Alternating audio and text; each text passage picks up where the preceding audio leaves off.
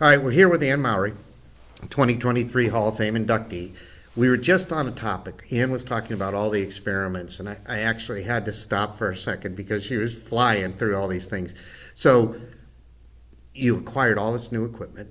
You integrated physics tests and technology with computers, which probably a lot of people hadn't done prior to that, right? And one of the things that happened was you guys had gone to what is called block scheduling. Now, many of us didn't have that. Mm-hmm. That's a longer class period, right, with the kids. Correct. How did that impact all the ways that you could do all these things with kids?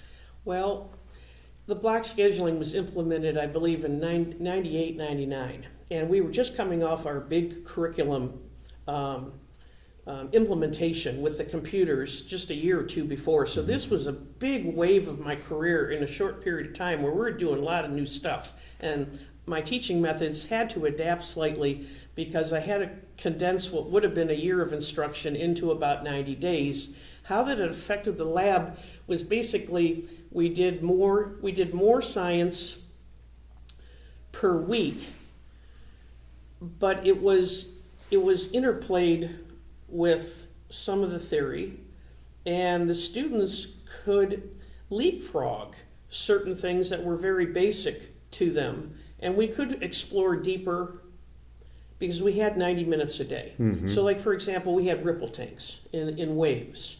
And so I would set up the ripple tanks, and normally under non-block, we would do those ripple tanks one period, 90 minutes under the old schedule. But now I could carry it over into 2 days, and then with the advent of the cell phone that came in, the students could actually take pictures of the wave phenomena on their cell phone and report it in their documents rather than having to draw all the wave diagrams by hand. Oh, wow. So I could cut time, their time and my time, waiting time for these diagrams to be drawn where they could snap photos and then print them out at home and put it in their lab reports. They could do more investigations, and we had more time to do that. Mm-hmm. So you had the advantage, really, of more advanced technology, not only in the experimentation, but the technology they could carry, the extra time, which took away some of the menial things that they had to do. So the whole idea of writing what they saw and what they experienced, it concentrated more on that in some regard. Yes, it did. They didn't have to be an artist anymore to draw all these diagrams, and I required a lot of sketches. I must have recorded like 12 to 15 sketches by hand, and now they could put in various photographs. And the technology, even with cell phones 10 or 15 years ago, was very effective for what they needed, and they were excited about it. I bet. Yeah. That gave them a chance to take it and show it to other people and stuff and talk about it. That's really neat. Mm-hmm. What an interesting time it must have been.